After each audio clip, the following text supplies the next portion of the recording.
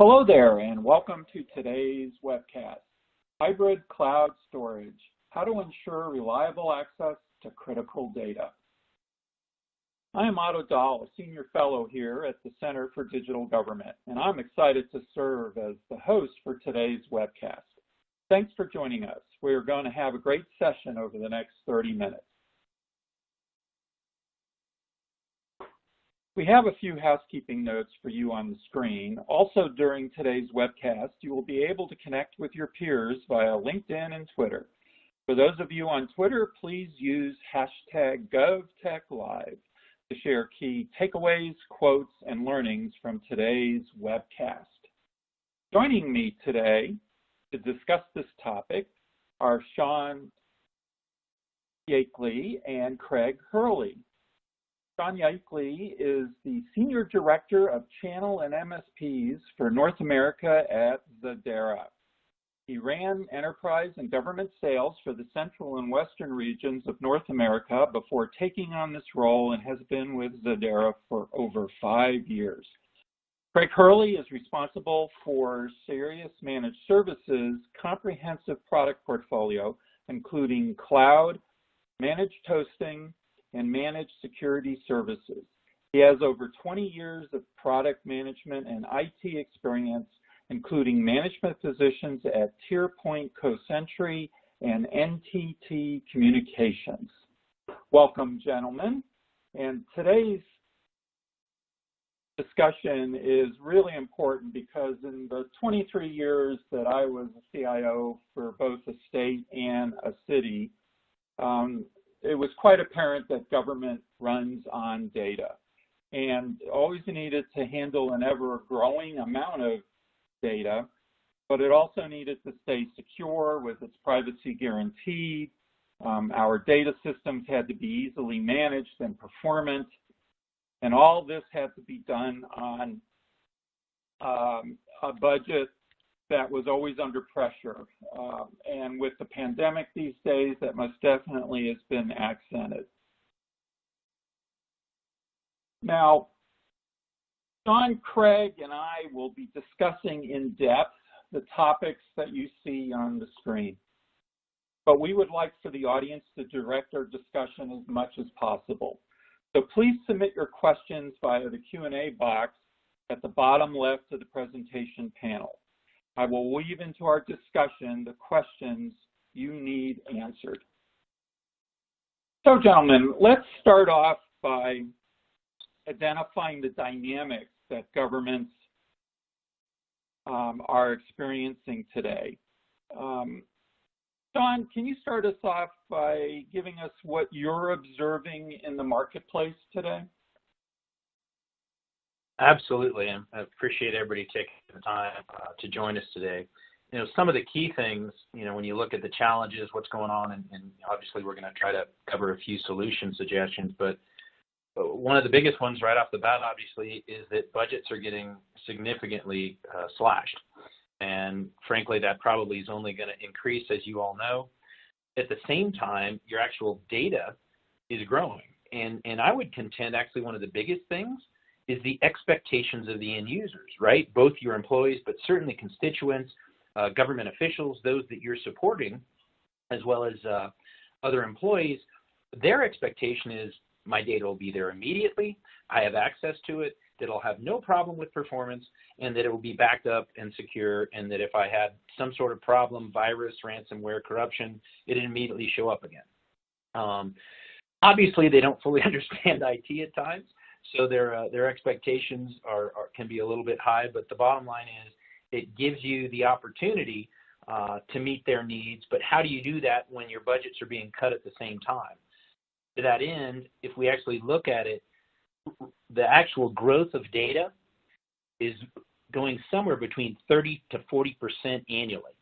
And I would actually contend, I know this is a fact actually, I've worked with multiple cities and counties and actually now a lot of states where central IT, for example, is trying to offer out backup and DR as a service and even production so that they can have better utilization of their funding. So the data growth is going up exponentially, but now all of a sudden we have this massive issue with the funding going down and the IT budgets. So to that end, there have been conversations for years, and especially in the Fed space, but certainly state and local as well, around CapEx versus OpEx. I would actually contend that conversation in the last 4 to 5 months has even kind of switched. It's about cash flow. You all are strapped 100% when it comes to cash flow. So the ability to have something that can meet your cash flow in business is going to be very key to that. The other thing is data sprawl, hybrid storage sprawl. Craig, if you want to, kind of highlight what you've seen with this and what your company's been doing a lot around this, that'd be great. Yeah, absolutely. Thank you, Sean. So, within again, I'm from Serious Computer Solutions. We are, I think, a little bit unique in terms of the fact that I'm from the managed services organization within what has been traditionally a legacy or a long-term value-added reseller. And so we're seeing the effects of not only some of the things that are happening, let's say, within the transformation of organizations, but also the impact that the pandemic and the current economic situation is having on our clients. And we have about 6,000 clients. About 20% of them fall into the federal and state and local government sector.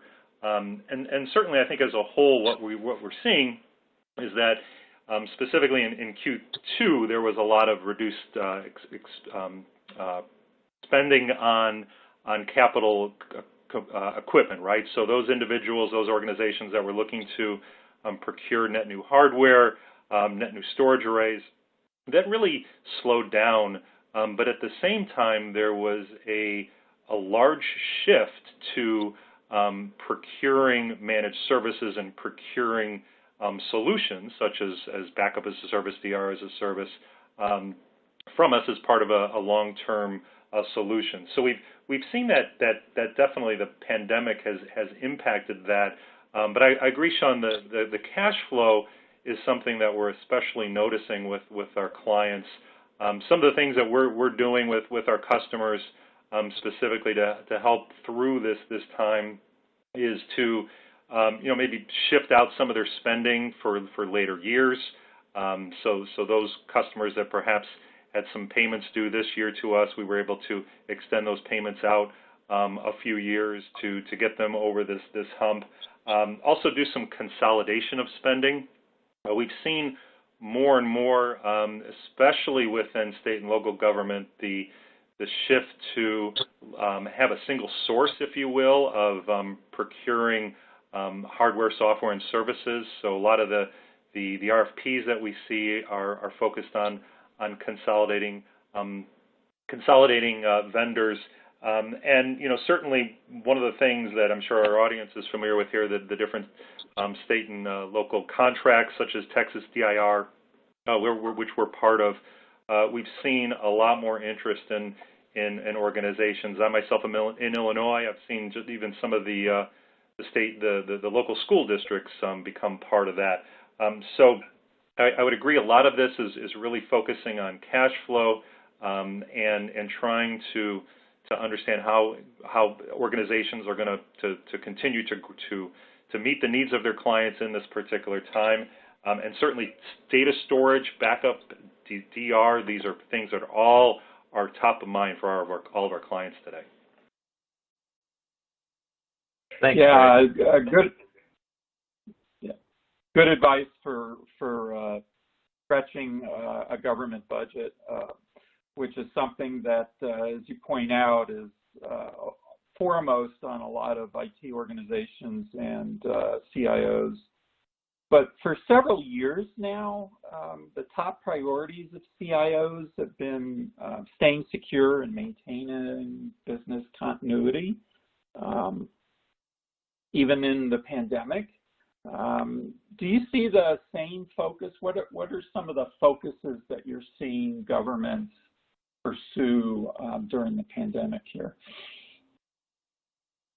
Yeah, Otto, absolutely. I think, high availability, both for production, for, running the operations most importantly, but also for data sets in terms of security and long-term longevity and being able to meet compliance and regulatory needs is obviously key, regardless of the size of city, county, or state. You know, and it goes across to any business, right? We all have the same situation.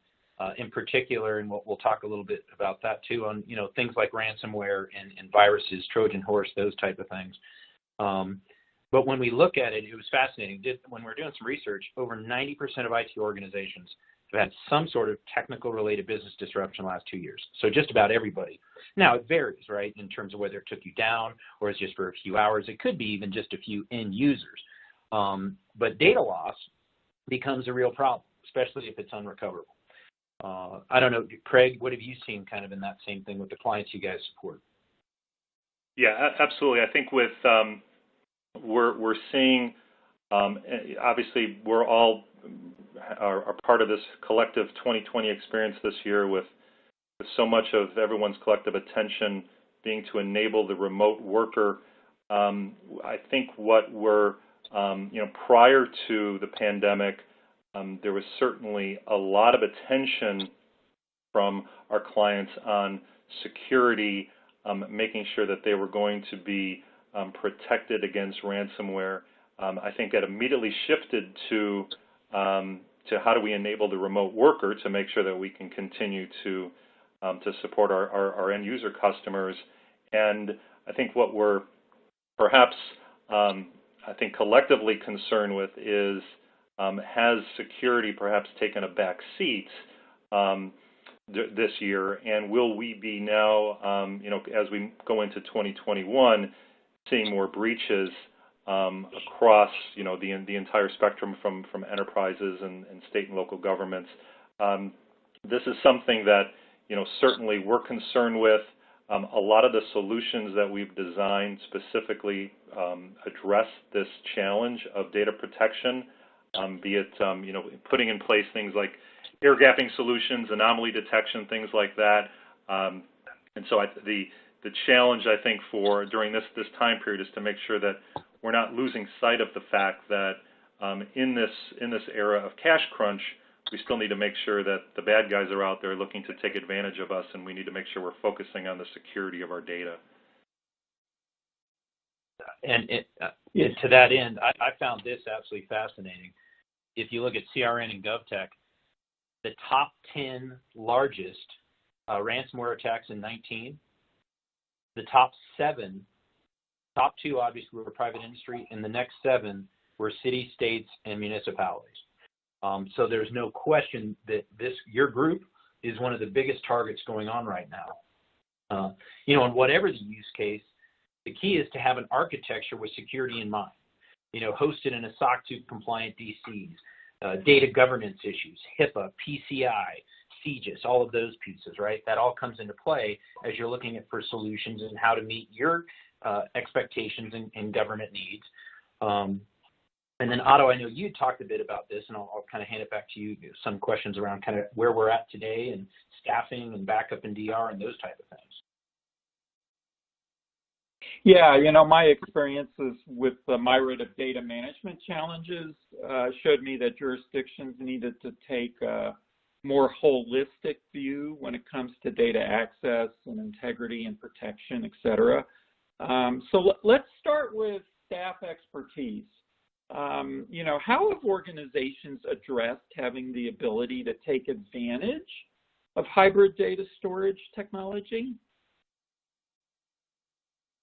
Sure. When we look at, you know, and this is, you know, kind of one of the classic buzzwords, digital transformation, but if we really dive down into it, I think this is what companies and agencies and everybody globally is trying to look at, because we see there's a more efficient way. And the bottom line is, we in IT and technology, if we can help our end users, constituents, businesses, individuals do their job, their role better, more efficient, that's the role of technology. You know, often for a while there, I think technology drove the business. That's absolutely switched, as you all know. That's why budgets are changing. We have to justify all the time why we're doing what we need. If we can help the business be more efficient and meet the needs of the economy, and what this needs from the end user, obviously that's going to be much more productive.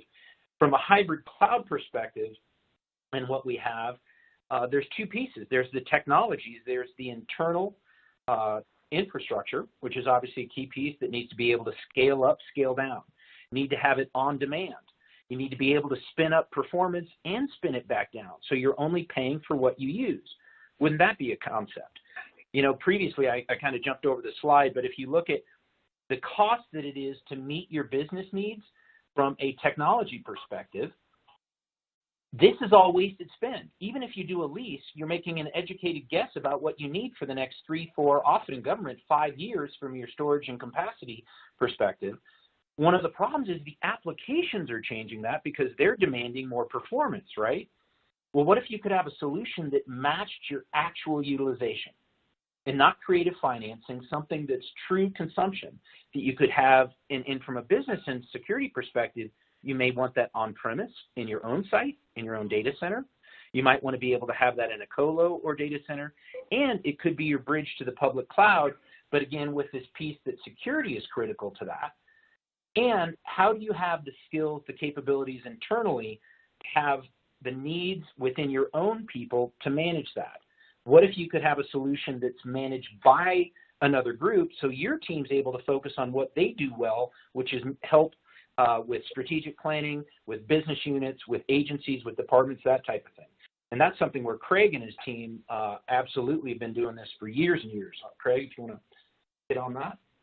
Yeah, absolutely. So at the couple macro trends that we're certainly seeing, their customers are our clients. You said it's a buzzword, digital transformation, but certainly there's a shift of workloads to the cloud. A lot of the workloads that are easy to move to the cloud have moved to the cloud, but there's certainly a lot of workloads that will not move to the cloud for various reasons, right? Be it if someone is going to be able to come up with a way to instantly refactor applications that are on our mainframe for the cloud, then they'll have a great business model go forward, right? But there's a lot of workloads that are still going to stay on-prem in a data center, but we're certainly seeing that across the board, nobody wants to own their own data center anymore.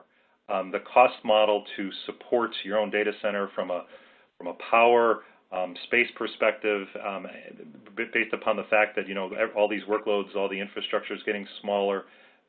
Data center evacuation, right? That's the other buzzword here in terms of everyone is looking to get out of that space, and that's where the opportunity is for if you're not looking to move specific applications to the cloud, is to leverage a third-party colocation provider, right? And a lot of those colocation data centers are cloud enabled, so they have the connectivity so that you're able to connect to the be it AWS, Azure, GCP, what have you, and what that provides you specifically when you get to this data storage perspective is the ability to have your data infrastructure, your storage frames sitting outside of the cloud, but be cloud adjacent. And there's a lot of reasons why we see clients want to do that. For one thing, when you put data into a cloud, maybe you have some compliance concerns about that. Maybe if the data is frequently being accessed, then you're going to have a lot of egress costs. So what we see more and more as part of data center consolidation and the reduction of data silos is putting data into more of a structured single array that obviously is high availability, but into one of these data centers that is able to connect to the cloud. And with the Zadara solution, then obviously you're able to leverage that in an OpEx-based model. So rather than having to procure storage as all of us have traditionally done, which is planning for your 5-year future, having to architect and do capacity planning for your 5 years, you're now able to procure storage in more of a pay-as-you-go OpEx model, right? So you're only having to procure and leverage the storage that you need today, knowing that you're going to be able to leverage the Zadara platform to access additional storage as you need it, and then pay for it when you need it. And so that's something that we're very excited about. And then certainly here within Sirius, we're able to help provide additional managed services to add to that skills gap, if you will, where it's becoming more difficult, obviously, to find individuals that want to do routine skills like data backup. Perhaps you're looking to shift the individuals that you do have within your particular organization to be more focused on application development or other things. You don't want them managing more routine tasks like backup. And we then, as a managed service provider, are able to fulfill that skills gap and manage those particular use cases, be it backup or DR, or maintaining that storage platform for you in one of these data centers. So really kind of pulling it all together for you is what really we focus on. And one of the things I was always preoccupied with was maintaining performant government systems, and whether that's ensuring that they're secure, whether that is, as you mentioned, scalable and so forth. Could you guys dive in just a little bit deeper on, how can we address performance and these operational challenges with a hybrid cloud environment, particularly as it relates to data? Sure, Otto. That's actually a key thing that talking to these different groups. I mean, today, I showed you earlier from a capacity standpoint, we're almost always overbuying. You're making an educated guess about how much you need, and then you're, with a typical growth rate, and then you're buying what you think you need for 3, 4, 5 years or more sometimes. The other major one, as I mentioned, is, and I would contend almost more impactful, has been performance and stability and the ability to scale to meet the actual application needs. You want to have a solution that has a mix. For example, just about every other vendor in the world, to be able to do SSD, SATA, and object storage in one solution, they would have to have 2 arrays. Zadara, in one solution, you now can have a performance tier with all flash, and then have SATA with caching behind it up to 3.2 terabytes, so that probably, and I think it's 82 to 88% of all databases and applications in the world do not need over 50,000 IOPS.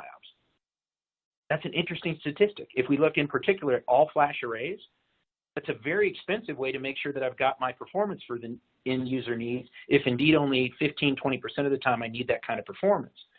What if you could have a solution that actually gives you performance on demand? You only pay for it while you use it, and then it scales back down. So you can do true tiered data storage. You can have a flash tier for your analytics for running reporting, month-end reporting and billing, right? Those type of things. Then have an HDD. But then the other major one with the governments and cities and counties too, even, because they really realize, and everybody does, data is your lifeblood. If you could do something more with it than just have it go off to tape where it dies, what if you could have it nearline at extremely low cost in object storage? So this is an S3 compatible solution, but you could do object in your own 4 walls. So as an example, I know many of the cities and counties that we work with Sirius and us, they're looking at the public cloud. They're looking at GovCloud. They're looking at FedRAMP type sites, that thing. What if you could get all of the features you would want in a cloud, but you don't have to pay the egress fee, for example, which can be exorbitant? I was at HP before coming to Zadara as their chief strategist, and I saw a 7-figure quote from one of my clients to get data back out of S3 and Glacier. If you could have the same type of solution and even use the compute in the environment within AWS, but I call it breaking the handcuffs, it gives you options, and that's something that Sirius and Zadara bring to market. And then that ability for infinite storage. Today, when you start running out of storage, what's your option? You typically would call up your vendor, say, hey, I need another shelf. My joke's been with a number of our clients, I want to be on the phone and listen to this. I want you to call your rep from XYZ vendor and say, hey, you know what, I need some more storage. Okay, great. How much do you need? Wonderful. What's the PO number? And for you to be able to say, no, I'm not going to pay you anything until I use it. That's the business model. What if you had a solution that when you hit 70 to 80% utilization, they would actually ship you additional storage at 0 cost? And obviously, from a scale perspective, you need it to go from potentially a few, 10, 20, 30 terabyte up to petabytes. And then the other piece is we all were kind of just talking with Craig and I, and Otto talked about a bit too, the management side. You know, today you don't want to have somebody who's dedicated every single array. There are people who make a career doing that. But if you could use them for their strategic capabilities, their expertise, and have someone else managing the infrastructure. Now, not the data, because that's a key piece from a CGIS, from a HIPAA, certainly FedRAMP and some of the other three-letter acronym sites. Not zero access to data, but if you had something that you could have on-premise, in your own cloud or data center, and then a hybrid, and this really is the ultimate hybrid cloud because it's the bridge out to all the public facilities. So it gives you options, whether it's analytics, DevOps, certainly facilities, field offices, that's another big one, remote offices, credit unions, Department of Human Services, those groups we do a ton with, cities and counties where they have different branch offices. What if you could offer out consistent performance and storage as well as backup and DR, for example, but you don't have to have an individual large expensive array in each site. That's kind of the thought. So when you're looking at, you know, data storage and service providers, 100% OpEx grows and shrinks with your business. Now, I'll say this with a caveat, and it varies by city and county and certainly by state. Some, the OpEx model, they get it, it's fantastic, and others, the CFO and the budgeting offices cannot get their head around it. You're used to, here's my pool of money, I need to go spend it. Well, what if you also had a solution that basically for whatever you had available for funds, you could get all of the storage and performance you needed, and then you can do a true up against it when you have funds available, either the next quarter, the end of the year. And we're having this happen right now. We had projects that stalled because all of a sudden they don't know if they have a budget, right? With the tax hit, they're actually having to stop that, and they're able to use our solution and then do a true up against it in the future based on actual consumption. Yeah, that's great because flexibility is a value that you have to have when there's a lot of ambiguity, and the pandemic has really upped the ambiguity of the world that we're living in. You know, final thoughts, gentlemen, for our audience. Sean, start with you. Yeah, I would just say it is an odd time, certainly in history. But I think it's also shown everybody that we can be a lot more flexible. The idea everybody had to be in the office actually went out the door, right? That's also caused its own problems from a security, from access to data. Some of my federal government clients in particular, where you do need to physically be in front of that information. But to me, it's all about options. If you can have greater flexibility to meet your users' needs at a lower cost with potentially better performance and security, that's the type of solution I was looking for when I was a strategist. I didn't honestly care about the technology. I kind of chuckle, even though I've been in the business 25 plus years. The longer I'm in it, the less I dislike technology. I like to solve business problems. I like to solve, end user needs. And that's something that with Zadara and Sirius, we've definitely been seeing. And that here's the other key thing. You want a solution, by the way, that's not an all or nothing. You don't want something that you've got to rip and replace what you already have.